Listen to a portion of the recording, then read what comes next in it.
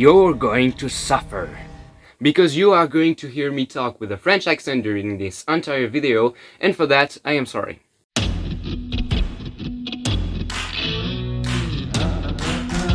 Hello everyone, today we are going to talk about the movie Smile, released on the 30th of September 2022. Yes, I finally did it, like that's my 10th try or whatever. And directed by Parker Finn. So the movie is an adaptation slash sequel of the short film Laura Hasn't Slept by the same director. And by the way, the movie Smile is also the first full-length film by Parker Finn. This video exists because a friend asked me to do it for her birthday. So Lilly, happy birthday, I hope you'll enjoy the video. So like, well, happy birthday and clap, clap, clap, clap, voilà. Enjoy the video, whatever, just, voilà. Anyway, before we begin, I want you to know that I'm trying to be as objective as possible, but of course, if you disagree with me, you're welcome to argue with me in the comments. Bon visionnage, which means enjoy the video, like, anyway, enjoy watching. The movie follows Rose Scudder, a therapist who witnesses one of her patients commit suicide in front of her. Soon she will start to see things, the same things her patient described before dying. So is she having a mental breakdown, or is she really experiencing some paranormal events? I'll let you see for yourself by watching the movie.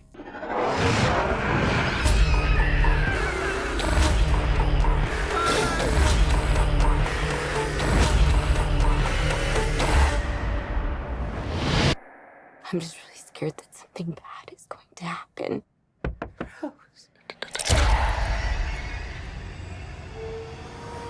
So let's start the critic by talking about the mood and the setting of the story.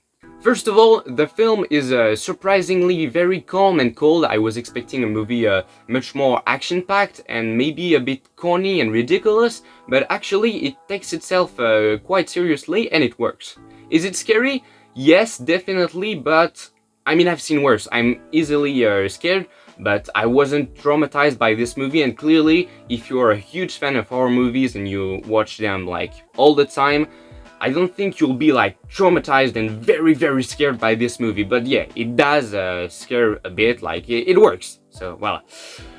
Oh my god, this is gonna be so hard. Like, I'm struggling so much. Like, I have no problem like talking with people in English, but when I have to read a text or like talk like with a purpose, like to say something, it's terrible. The creepy smiles are obviously very disturbing, but I think it could be more interesting. What I mean is that the smiles don't connect to any theme or any message that the film is trying to convey, and there is no scene playing on smiles. What I mean is you could replace the smiles by people with horns or with black eyes or whatever. The scenes will be the same, so it doesn't affect the plot or any situation. So yeah, it works, it is scary, it is disturbing, but I mean, it could have been anything. Anyway, the concept is similar to the concept of the movie It Follows, with the curse going from people to people like a contagious disease. So yeah, it's always interesting to watch a horror film based on an original concept like that. And the idea is well used, because at some point I was like, okay, knowing what we know about the curse, I wonder what would happen if the character tried to do this to escape it. And she did try. That's not amazing, it doesn't require like a lot of experience in writing or a lot of talent, but it just shows that the writer and director Parker Finn knows what he's doing with the concept, and at least acknowledges a bit of intelligence from the protagonist, which is far from granted in horror movies. So yeah, it was pretty good on that point, not something amazing, but it worked. This brings me to the plot. Obviously, the curse is a metaphor for trauma, it haunts people, it makes them go crazy. That's not very original, because you can take any horror movie you want, it's always about grief, depression or trauma, but at least the movie has a theme, and it's not the case of all horror movies, so yeah, that makes it better than the very large amount of horror movies that don't have a theme and are just here to scare you. So yeah, anyway. And I've seen many people say how the movie brilliantly navigates between paranormal and psychological and makes you wonder if it's all real or if everything is happening in the main character's head.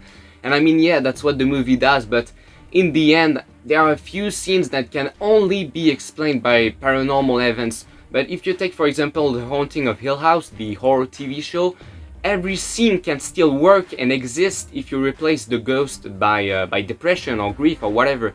But in Smile, like when a person just levitates and dies, yeah, it might be a metaphor for trauma, but it is still something paranormal. It's not something bad, but I just mean that people are going a bit too crazy about how the movie is both psychological and paranormal. No, actually it's paranormal, there's a psychological aspect to it, but it quickly disappears from the movie. Like, the beginning was very psychological and then it goes in the cliche paranormal.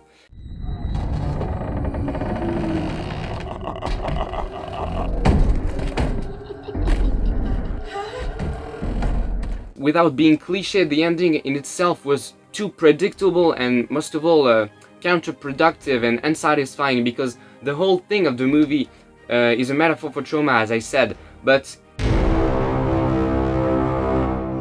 when you end your movie by showing that the curse still exists, like, I'm not telling you whether the main character survives or not, just know that at the very end of the movie we know the curse still exists. And that's kind of counterproductive, because what's the message? Like, you can't overcome trauma? Like, if you're traumatized by something, like, it's gonna haunt you forever? Like, what's the point then? What was the point of the entire movie? So yeah, the plot works and at least it has a theme, even though it's not very well developed, it's not deep at all, but it means something, and that's at least better than most of horror movies. But yeah, the problem is there is nothing unique about the way the plot unfolds or the situations. We've seen that thousands of times, so it works, it is well done, there is nothing really flawed in the plot, but it's just not striking, not memorable, while still being well done. So yeah, let's talk about the characters now.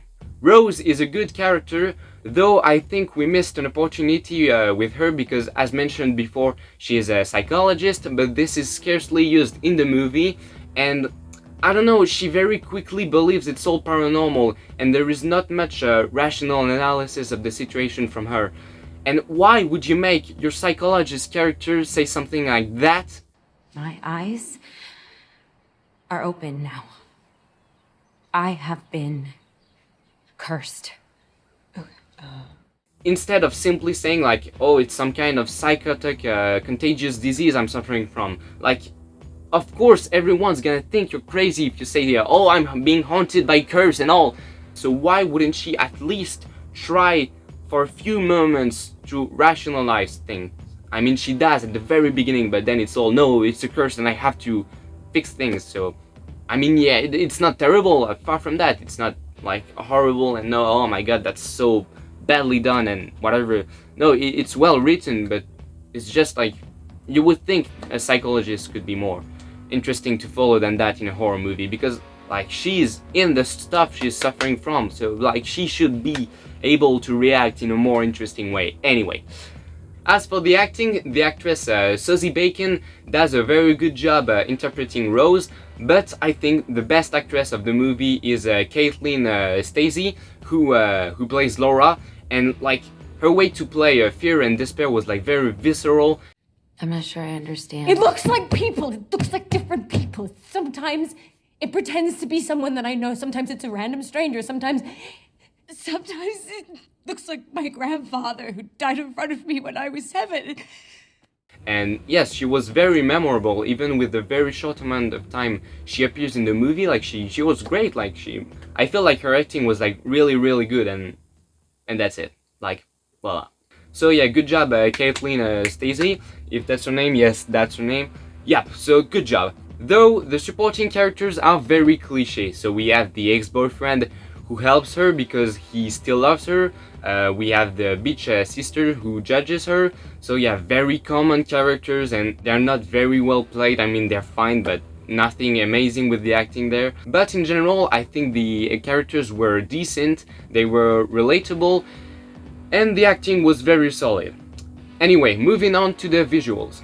The directing style is not unique but very pronounced. First of all, the camera is very static, very still, which allows interesting composition of shots. So yeah, they are very good looking shots, and also the movie plays with symmetry. So again, pretty cool shots, but also the result can be very unsettling when filming a dialogue scene. These intense close-up shots on faces, like the characters talking to us, so that's disturbing and it works really well. It's not unique, but that's not something we see often, so yeah, that's pretty good. I also really like the use of long panoramics to build up tension before showing the elements the characters are reacting to. It's well done and it's not a very usual way to convey fear.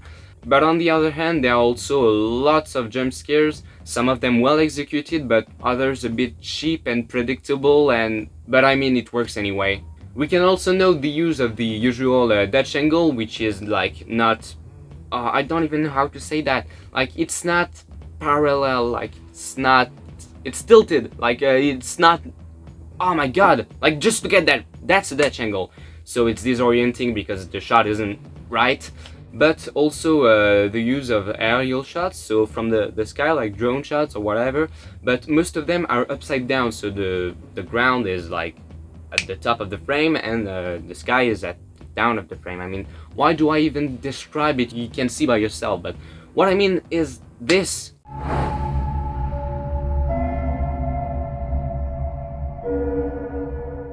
Is unusual, this is disorienting, this really works. Like, this is not cliche, this is well done. I like this kind of shots. But what I really liked about this movie are the lighting, the production design, the sets, because like it's quite unique. First of all, the use of soft colors like pink and blue that are very rare in horror movies, and it looks good, like it's original and like it's memorable. And also like the sets, like for example the hospital at the beginning is pretty cool, like the very blank and empty walls. It's unsettling, it's disturbing, so yeah, it works really well. So yeah, to sum up, the movie was visually way more interesting than I would have thought. Would have thought. My god, that was hard. So yeah, to sum up, I think the movie was visually way more interesting than I would have thought. So yeah, to sum up, I think the movie was visually way more interesting than I would have thought. So yeah, the camera work, the aesthetic, offered some pretty good looking shots and pretty unique style. So yeah, it was good, even though there are still lots of common and very generic types of shots and mechanics, and I believe it is the same for the soundtrack. As for the rest of the movie, the OST composed by Cristóbal Tapia de Ver is very generic, with haunting laughs, screechings, humming, buzzings, and dissonant sounds.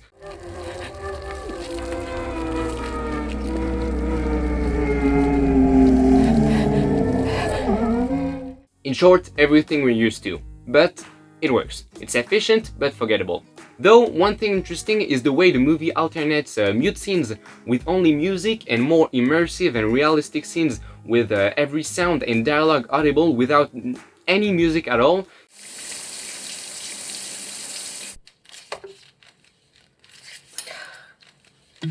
So yeah, every shift is a bit unsettling, and it gives some kind of rhythm to the movie, because you go from scene to scene, it's always like music, no music, sound, no sound. So yeah, it's interesting, and I like that. It's cool.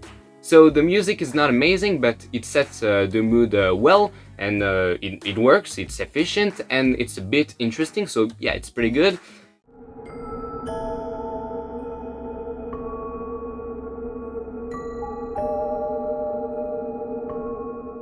This is pretty much it for the critics, so let's sum up.